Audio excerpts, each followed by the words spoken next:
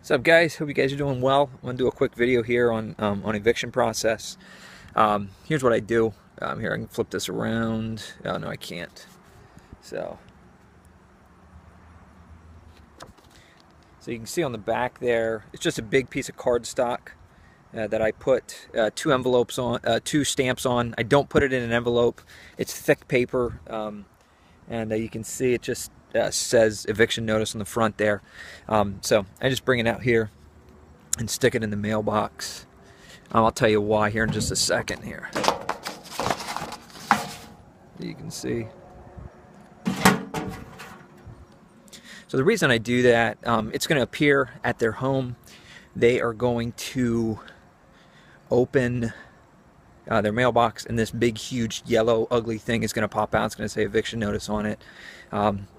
It just cost me 2 stamps.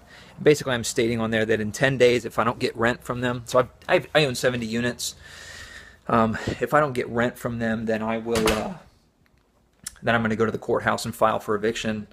And kind of start the eviction process. But the big yellow thing is just a cheap way to get their attention. So hopefully that's helpful, guys. So what I do is on the 5th of each month, they get a late fee. On the 15th, which is today, 16th, I put this card in the mail, and in a couple days, if I don't get a response from them, then I will file for eviction. Go to the courthouse and file. It gives me my first hearing on about the 25th or 28th. Then I'll file for file for possession. That puts me into the 5th of next month. Then the constable meets me out there in 5 or 6 days after that. So by the 10th of next month, I can have them out and have a new tenant in.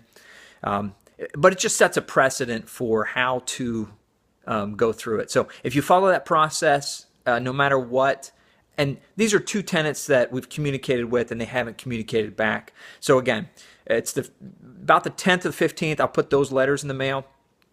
Big, ugly, annoying, ugly looking things. It just costs me 2 cents and the ink to print those documents. It's just a standard form that I personally use. And then on the 15th or 20th, I'll file at the courthouse. It gives me my first hearing on the 25th or 28th of the month, and then the following month, the 5th of the following, so about 10 days later, file for possession. Then the constable meets me out there. We can change the locks and make sure that they're gone. Typically, it doesn't go that far. They'll get this bright thing in the mail, and they will call me immediately and say, "Oh, Brian, no, don't worry. I'm going to pay, and this is my plan." And that's no problem. I won't file on them if they've got a plan. But if they're not communicating with me, we got to go forward towards eviction.